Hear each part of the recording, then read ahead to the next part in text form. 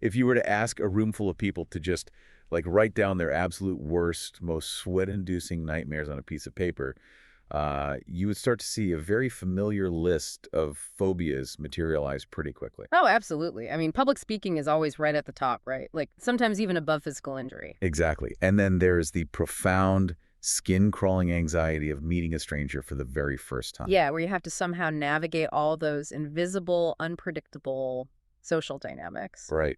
Without making a total fool of yourself. And I mean, in our modern era, there is the surprisingly universal dread of simply receiving a phone call from an unknown number. Oh, the unknown number. Just seeing that blank screen light up with 10 random digits. I mean, it can make your stomach completely drop into your shoes. It's the worst. Yeah. But if you take all three of those distinct, deeply ingrained human anxieties, public speaking, strangers, and unexpected communication, and you toss them all into a blender, what you get is the ultimate concentrated recipe for panic. You get the job interview. You get the job interview.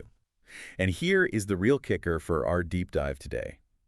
Imagine dealing with that exact combination of primal fears, but having to navigate it entirely in a language that isn't even your native tongue. I mean, it's the absolute definition of high-stakes cognitive overload. Right. You aren't just managing your own internal biological anxiety.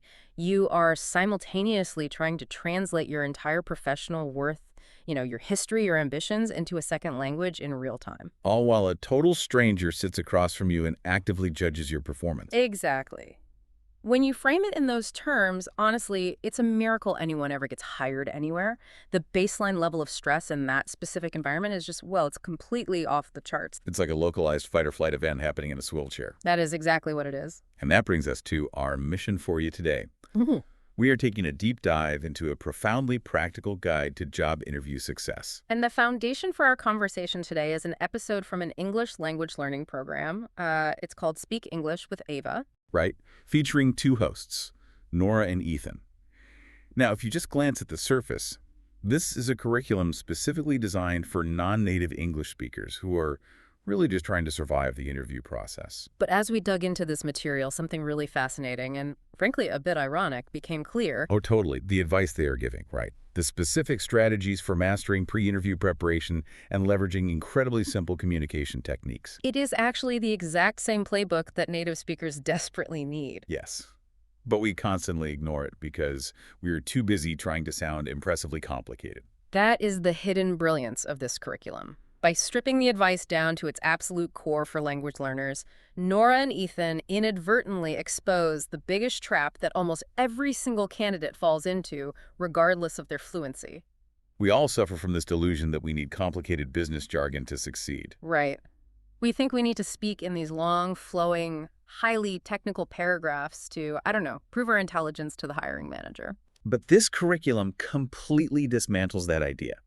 The central thesis we are going to unpack for you today is that you do not need native-level fluency. And you certainly don't need a dictionary of corporate buzzwords to win the room. What you actually need is clear, simple English and an airtight preparation strategy that starts long before the interviewer even asks you the first question. Okay, let's start right there. Let's look at what actually happens to the human brain when that interview pressure hits. Because the program captures this universal phenomenon perfectly right out of the gate. They talk about that agonizing moment of pure panic, where you know your job inside and out, you know the exact answer to the question in your head, but suddenly the specific words just absolutely refuse to come out of your mouth. You just completely freeze. The dreaded freeze. Yeah, and the freeze response is such a critical starting point for us because it validates something everyone listening has experienced. Oh, for sure. And it's not just a language thing. Whether you are searching for the correct English vocabulary word, or you are a native speaker who just suddenly blanked on the name of a software you use every single day, the physiological mechanism happening in your body is exactly the same. So what's actually happening in the brain there? Well, your brain essentially perceives the interviewer and the high-stakes environment as a literal threat. It triggers the amygdala, the primitive part of your brain, and initiates a fight, flight, or freeze response. Wow. Now, in a corporate setting, you obviously cannot physically fight the hiring manager. I mean, I wouldn't recommend it. Right, and you can't just sprint out of the conference room, so your cognitive function resorts to the third option. It freezes. So your brain literally just shuts down the communication centers. Exactly. The higher level processing areas of your brain, specifically the prefrontal cortex, which is responsible for language generation, complex recall, and logical sequencing, essentially power down. All your biological energy is being violently diverted to managing the perceived threat. So you're literally experiencing a biological shutdown in the middle of a sentence about your Excel skills. That is exactly what's happening. But here, the fascinating pivot the program makes. They argue that to stop the freeze, we don't start by memorizing better, smarter answers. No, we start by looking at the critical window of time before the interview even begins, the pregame. The pregame. And they are highly specific about the timeline here. If your interview is in person, they say you should arrive exactly 10 to 15 minutes early. Not 5 minutes, and definitely not an hour. Now, I got to push back on this a little bit.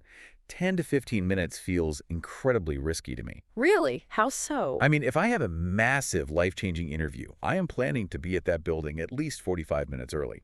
Traffic, parking, getting lost in the lobby. Why on earth would I cut it that close? Yeah. Doesn't arriving an hour early show that I'm dedicated, punctual, and eager? I completely understand that instinct, I really do. But arriving an hour early and sitting in the reception area is actually one of the most self-destructive things you can do to your own psychology. Wait, really? Sitting in the lobby is self-destructive? Absolutely. Yeah. Let's break down the biology of the waiting room. If you arrive an hour early, what are you actually doing? Waiting. Reading a terrible magazine. Right. You are sitting in an unfamiliar chair, surrounded by strangers, hyper-aware of every single sound and movement.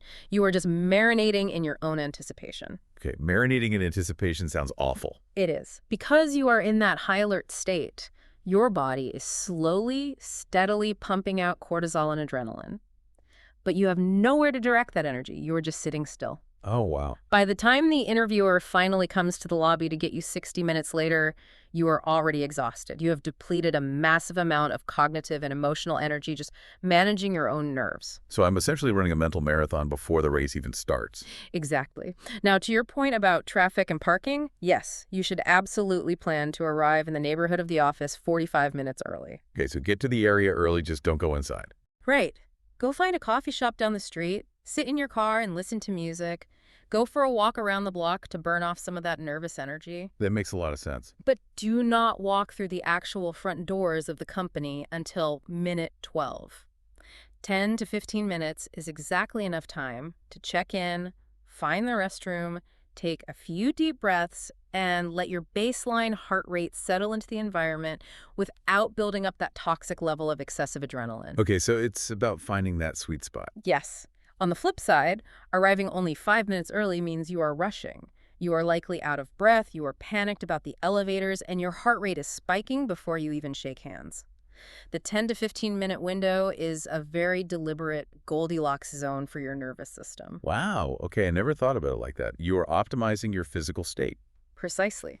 But obviously, a huge chunk of interviews today aren't happening in office lobbies, right? They're happening on screens. Oh, for sure. The landscape has completely changed.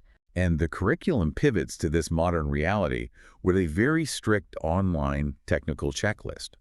They mandate that you check your microphone, check your camera, test your internet connection, confirm the meeting link, ensure your background is completely tidy, and, fix your lighting so your face is totally visible. It sounds like a lot of basic housekeeping. It does. On one hand, this seems like basic common sense, but when you look at it through the lens of stopping that biological freeze we just talked about, it feels like there's something much deeper going on here than just making sure your Wi-Fi works. Oh, there is a profound psychological layer to the tech check. It all comes down to the concept of environmental control. Environmental control. Say more about that. Well, when you walk into an in-person interview, you are entirely at their mercy. Right. You cannot control the temperature of the conference room. You can't control the fluorescent lighting. You can't control if the chair you are sitting in squeaks every time you move. You are in a foreign, unpredictable environment. Which is inherently stressful. Exactly. But in an online interview, you are the director of your own studio. By going through this meticulous checklist, ensuring the background is spotless, testing the microphone levels, perfecting the lighting, you are systematically eliminating all the unpredictable variables that cause your brain to panic. So you are basically taking back control. Yes, You are establishing absolute locus of control.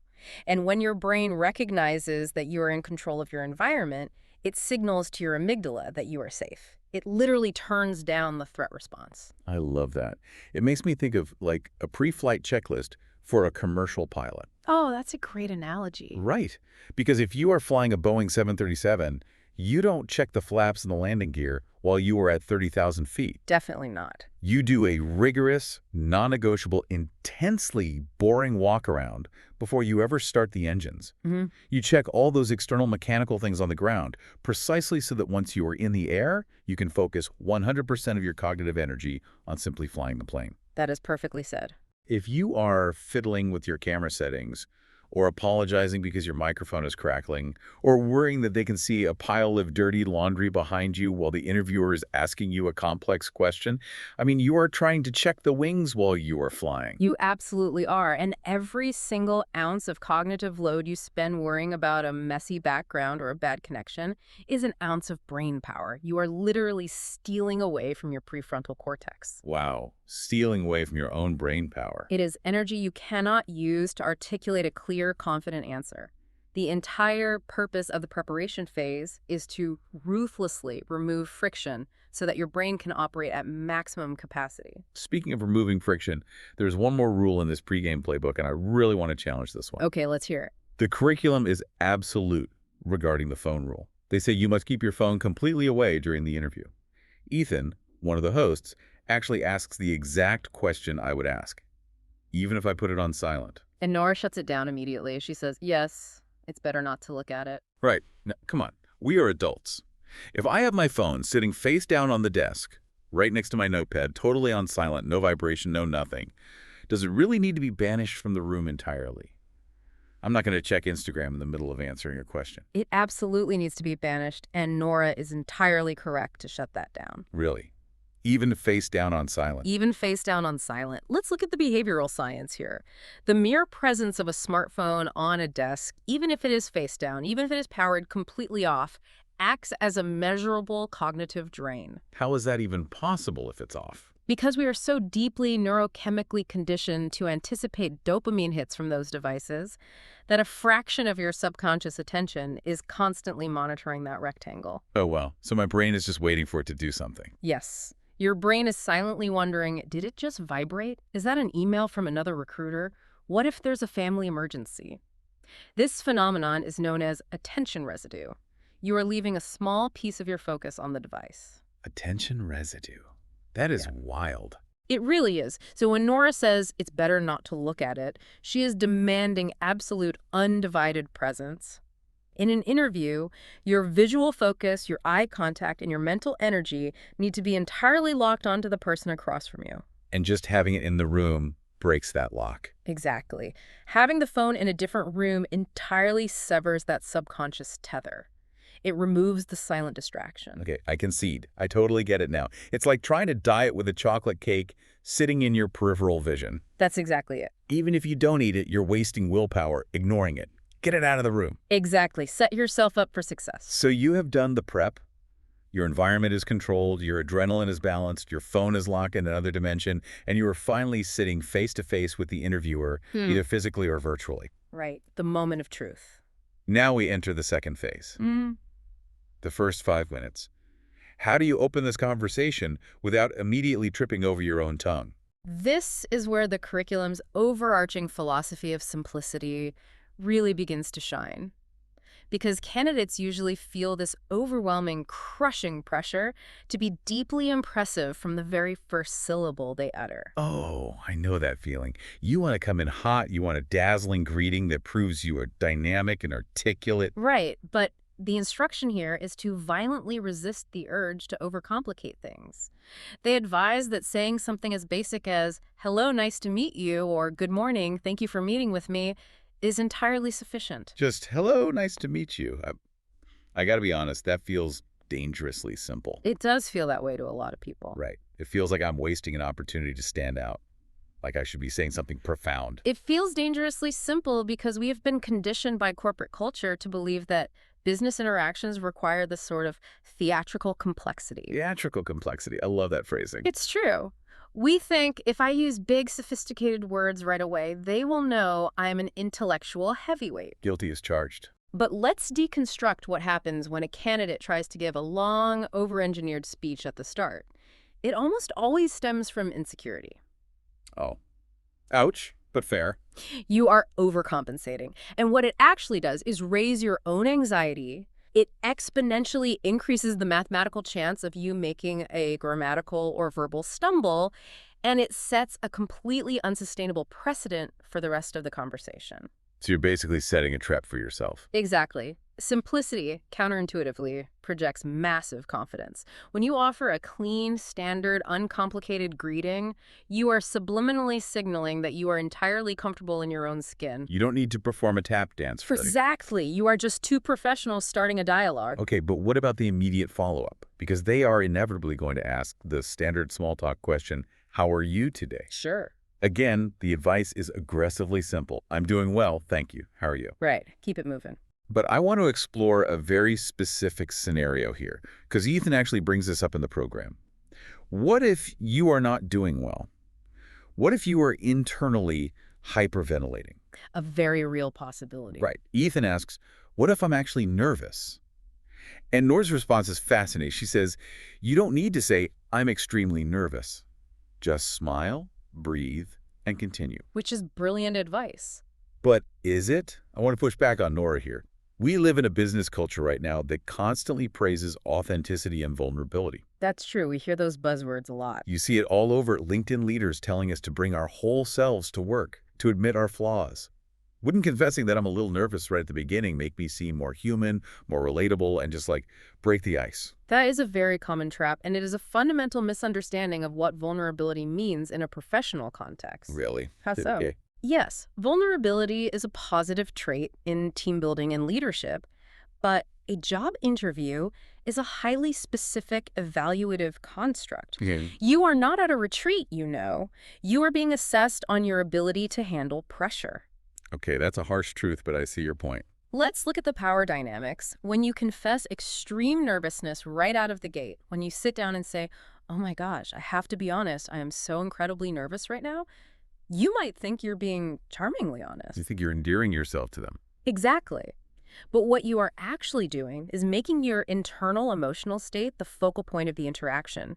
You are unconsciously forcing the interviewer to shift out of an evaluation mode and into a caretaking mode. Oh, wow.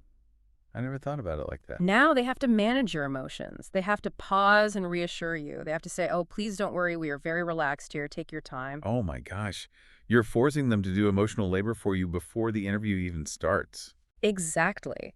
It subtly but drastically shifts the power dynamic. It frames you not as an equal professional, but as someone who is easily overwhelmed and requires handling. Requires handling. That is the exact opposite of what you want to project. Precisely. Nora's advice to just smile, breathe, and continue is profound. It allows you to maintain a professional baseline. It's like you're containing the fire. Right. It acknowledges a harsh but true reality. Your nerves are a private internal experience. You have the adult capacity to manage them on your own without making them the interviewer's problem to solve. That completely flips the script. It gives you absolute permission to be totally, completely ordinary in your greeting. You don't have to be a charismatic superhero, and you don't have to bare your soul. You can just say hello, politely ask how they are, and save all of your precious mental energy and processing power for the actual interview questions that are about to hit you. Precisely. You are conserving your cognitive fuel for the heavy lifting. You are getting through the doorway without tripping. And that heavy lifting usually starts immediately after the small talk ends, with what I consider to be the most dangerous, most loaded, open-ended question in the entire corporate world. Let me guess. Could you tell me a little about yourself? Yes. I despise this question. Most people do. It's an absolute trap. It sounds like a polite icebreaker, but it feels like walking through a minefield. Because it is. It is actually the first major high-stakes test of your ability to synthesize information, read the room, and understand professional boundaries. The curriculum lays down an ultimate, unbreakable rule right away regarding this question. They state explicitly, do not tell your entire life story. Thank goodness. Ethan makes a joke and asks, so I shouldn't start with when I was 5 years old. And the answer is resounding please. For the love of everything, don't do that. The interviewer only wants your professional background. But why is the instinct to overshare so strong here? Why do smart people suddenly start talking about their childhood pets or their hometown when asked this? Because the prompt, tell me about yourself, is philosophically vast. It really is. It is so broad that our brains interpret it as a request for our core identity. We feel this existential burden to explain our entire origin story in order to justify why we are sitting in that specific chair. Like we have to justify our whole existence to this stranger. Exactly. But the interviewer is not a therapist, and they are not a biographer. Right. They are evaluating a very specific metric. How quickly and efficiently can this candidate distill their complex, multi-layered life into a cohesive narrative that is directly relevant to this company's immediate needs? To solve this existential crisis, the program provides a remarkably tight, highly structured three-point framework. And this is where the practical application really gets powerful. Yes, the 3 buckets. Point number 1, state what you do right now. Point number 2, state your relevant past experience. And point number 3, state what kind of opportunity you are looking for in the future. Present, past, future. Present, past, future. It's so clean. Let's examine why this specific three-point framework is so incredibly effective. Well, it works on 2 levels, both psychologically for the candidate and structurally for the listener. Okay, break that down for me. First, for the candidate, it is an easily memorized cognitive container. A cognitive container. Right. When the adrenaline spikes and the freeze we talked about earlier threatens to take over your brain, you do not have to invent a sprawling narrative on the spot. You just have to mentally fill 3 predefined buckets. So it lowers the processing power you need in the moment. Exactly. Second, for the interviewer, it creates a perfect narrative arc. It anchors the candidate in the present, which establishes their current tangible value. Right. Here is what I am doing today. Then, it validates that value by briefly touching on their historical foundation in the past. Here is the proof I can do it. And then, crucially, it points them toward the future specifically, the future that aligns perfectly with the job they are currently applying for. Oh, that's brilliant. It creates a story that begins with who you are and ends exactly at the interviewer's desk. Let's look at how this sounds in practice, because the program gives some great hypothetical examples.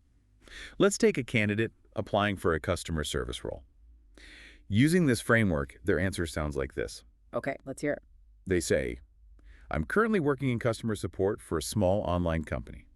I've been helping customers by phone and email for about 2 years. I enjoy solving problems and communicating with different people. Now I'm looking for an opportunity where I can develop my customer service skills and take on more responsibility. That response is a masterpiece of brevity. Right. It just covers all the bases so smoothly. And what makes it brilliant is actually what the candidate does not say. Oh, right. They don't name the small online company. Yeah. They don't complain about their current boss. They don't list the exact brand of headset they use. Exactly. They abstract their experience down to the functional, transferable actions. Helping by phone and email, solving problems, communicating. It's all verbs and skills. In communication theory, we talk about the signal-to-noise ratio. The signal is the information that directly proves you can do the job you're interviewing for. And the noise is everything else. Right. The name of your current company's proprietary software. Noise. Your commute time. Noise. This candidate keeps the signal incredibly strong and eliminates all the noise. The curriculum refers to this as being focus. They give another example of a graphic designer. He says, I'm currently working as a graphic designer. I have experience creating social media posts, advertisements, and simple videos.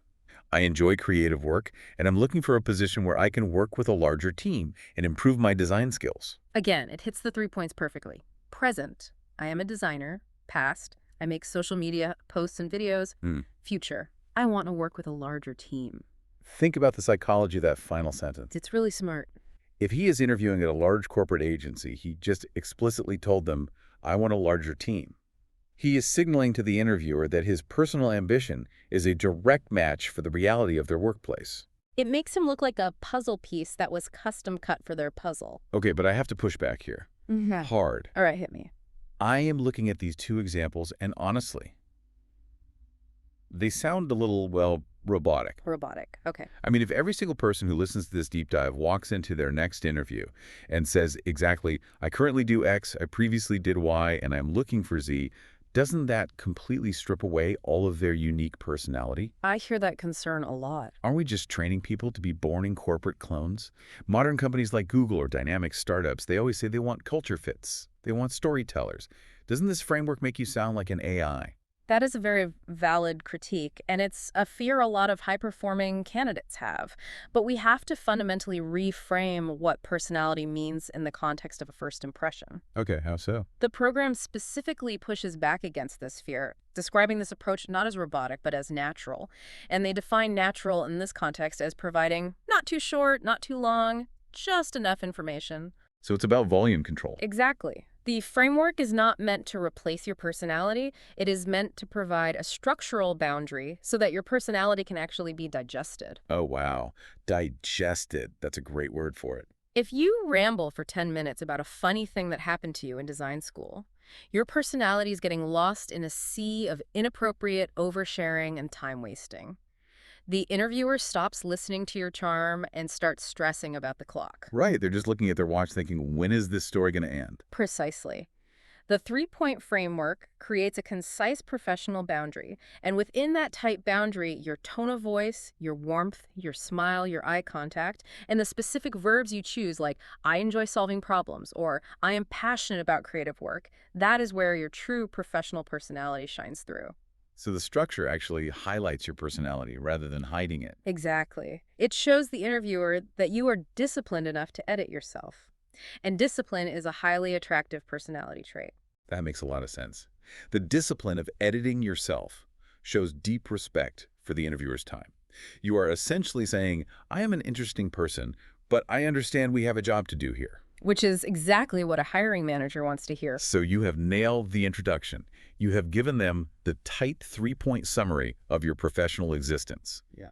Now, the conversation is going to naturally deepen. Right, they're going to dig in. The interviewer is going to want to drill down into your specific history.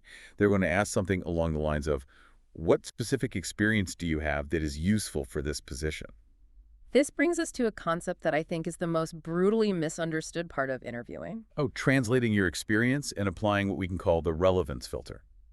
This is where candidates constantly sabotage themselves, especially if their work history is highly varied, nonlinear, or very limited. Why do we sabotage ourselves there? Because the natural human instinct, when asked about your experience, is to just dump all your cards on the table to prove that you are a hard worker. Right. You want to tell them about every single job you have ever held. Every late shift you pulled, every difficult customer you dealt with since you were 16 years old. Which directly violates the curriculum's core instruction.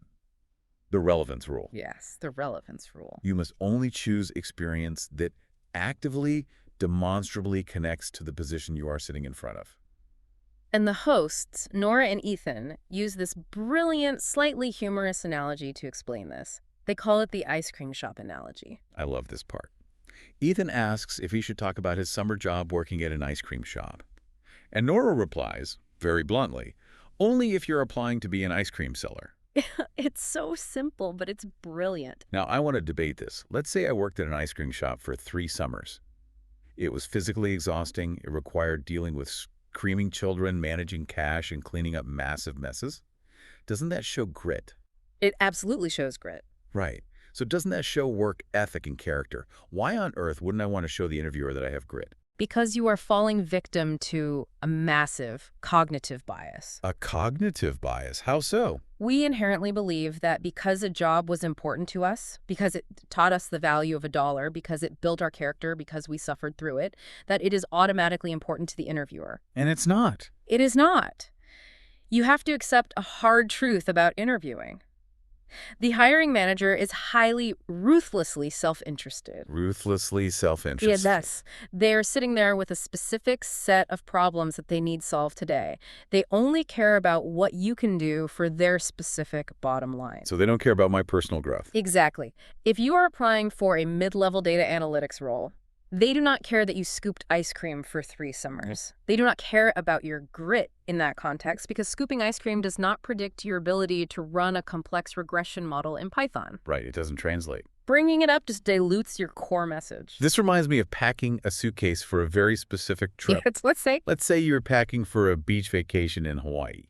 Okay, I'm tracking with you. You are looking in your closet, and you see your absolute favorite, most expensive, most heavy-duty winter coat. You love that coat. It kept you warm through a massive blizzard 3 years ago. It has immense personal value to you, and it proves you can survive the cold.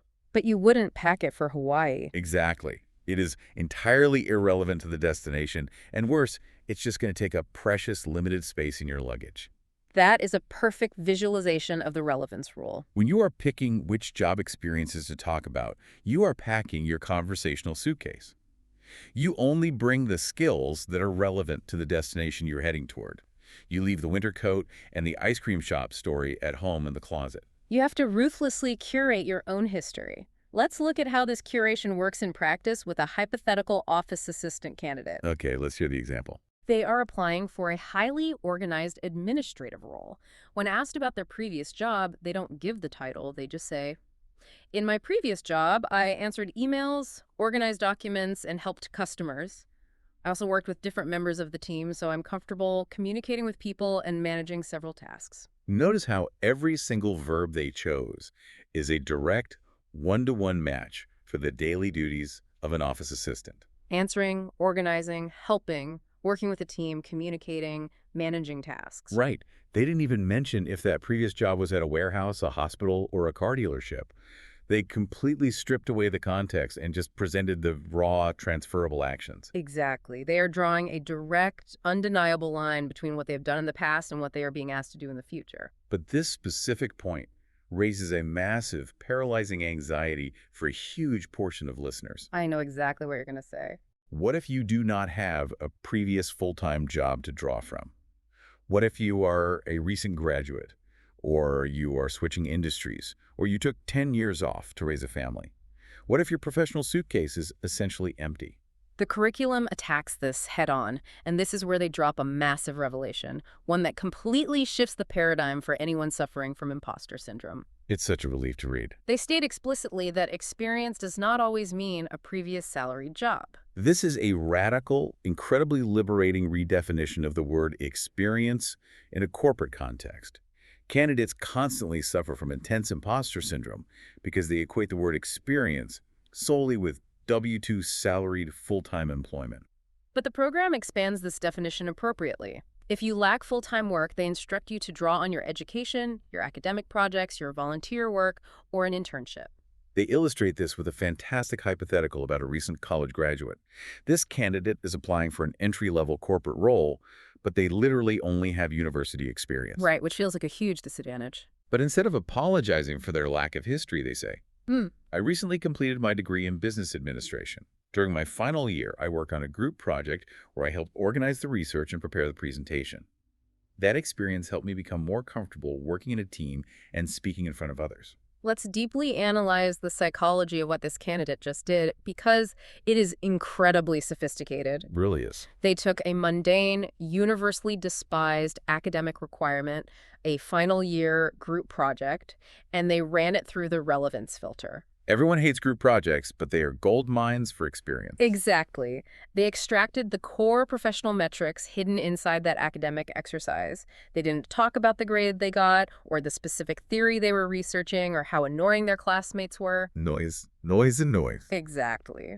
They identified that the corporate world values teamwork, project management, and public speaking.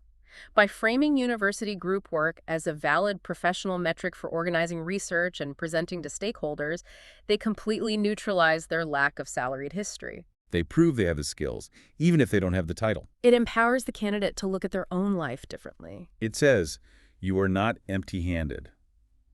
Have you ever organized a charity bake sale for your kids' school? That isn't just volunteering. That is project management, logistics, and vendor coordination. Yes, absolutely. Have you ever captained a local amateur sports team? That isn't just a hobby. That is leadership, motivation, and conflict resolution. You just have to translate the language of your daily life into the language of the job description. That act of translation is the absolute essence of interviewing. You are building a bridge of relevance between your past actions and their future needs, regardless of where those past actions actually took place. Okay, so we have laid out the perfect playbook. We arrived to the neighborhood early and walked in exactly 12 minutes before the hour. We controlled the online environment. We nailed the simple, confident greeting. We gave a tight 3-point intro. And we masterfully translated our past projects into relevant experience. I mean, we are crushing it. We are definitely crushing it. But here is the messy reality of human interaction. Eventually, the plan is going to fall apart. Eventually, the interviewer is going to throw a curveball. they always do. They are going to ask a question that you simply do not understand. And this brings us to the final and perhaps most important psychological tool in the entire process, the ultimate flex. Handling confusion and the incredible, underutilized power of pausing. This is perhaps the most vulnerable moment in any interview. It's the moment the complex question hangs in the air, the silence stretches out, and your mind goes completely, utterly blank. It's a terrifying feeling. The natural physiological response here is absolute panic. Your heart rate spikes again, your face flushes hot, and your inner monologue just starts screaming, I am failing the test. They know I'm a fraud. But the curriculum gives a golden rule for this exact moment of confusion. Do not panic. And they offer incredibly specific tactical scripts to save you from drowning. And I want to ask you about this because they draw a very distinct, brilliant line between two different types of confusion. They're two different scripts. One is for when you didn't hear the words, and the other is for when you heard the words but don't grasp the meaning. Yes. Can you clarify the psychological difference between those two scenarios and why using the correct script matters so much? It is a vital distinction, and it highlights the nuance in these simple communication techniques. Scenario one is a sensory failure. A sensory failure, okay. You literally did not hear or process the physical words. Maybe there was an audio glitch on the Zoom call, maybe a siren went by outside, maybe the interviewer mumbled, or you just dropped a word in translation. Right, so what's the script for that? For this, the script they provide is purely mechanical. Could you please repeat the question, or could you say that again, please? You are simply asking for an exact replay of the audio. Simple, Yeah. mechanical. It's an IT problem, essentially. Exactly. But scenario two is a comprehension failure. You heard every single word perfectly loud and clear, but strung together, they make absolutely no sense to you in the context of the job. Right, and you can't just ask them to repeat it then, can you? No, because if you ask the interviewer to repeat the question in this scenario, they will just say the exact same confusing sentence again, maybe a little louder and slower. Which doesn't help you at all. It just makes the silence more awkward. Exactly. So for a comprehension failure, the program provides a conceptual script. Could you please explain what you mean? Ah, I see. Explain what you mean. When you look an interviewer in the eye and ask, could you please explain what you mean? You are doing something incredibly powerful. You are not confessing ignorance or stupidity. You are demonstrating active, engaged listening. You're showing that you're in the trenches with them. Exactly. You are essentially saying, I am deeply engaged in this conversation. I want to give you a highly focused, accurate answer. And to do that, I need you to clarify your parameters. It shifts the burden of clarity back onto the interviewer. It does. And let's be honest, often interviewers ask terrible, convoluted, multi-part questions. Oh, constantly. They ramble just as much as candidates do. Asking for clarification gently forces them to rephrase their own mess into something simpler, which buys you time and gives you a much clearer target to hit. That is such a crucial difference. It is the difference between asking someone to turn up the volume on a song versus asking them to explain the lyrics to you. That's a great way to put it. And speaking of buying time, the curriculum offers one final script that I think is the most powerful tool in the entire episode. It is the script for intentionally pausing. When hit with a tough question, they suggest saying, that's an interesting question. Let me think for a moment. This is the ultimate conversational flex. It really is. We have been conditioned by school, by game shows, by corporate culture to believe that speed equals competence. We believe that if you are truly smart, you have the answer loaded in the chamber, ready to fire the millisecond the interviewer stops speaking. Right. We think hesitation is weakness. And when we don't have the answer instantly, we fall into the psychological trap of filler words. We sit there going, well, you know. Oh, the dreaded spiral. You can just feel your own authority and credibility draining out of your body every time you say it. Exactly. Because is an involuntary vocalization of panic. It signals to the room that your brain is scrambling and out of control. You are making noise simply because you are terrified of silence.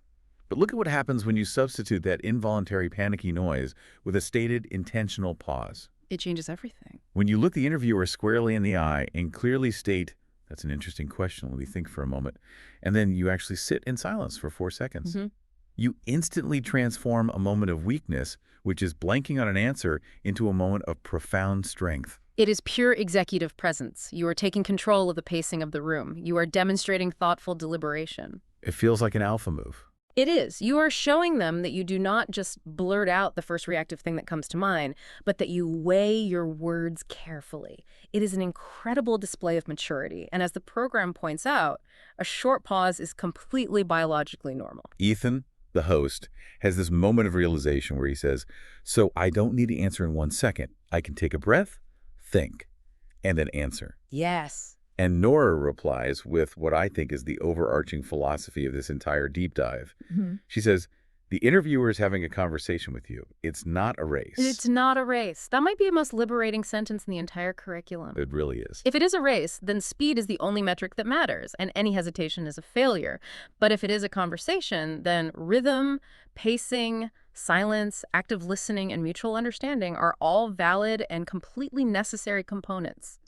Okay, let's zoom out and summarize exactly what we have extracted from this masterclass in simplicity and preparation.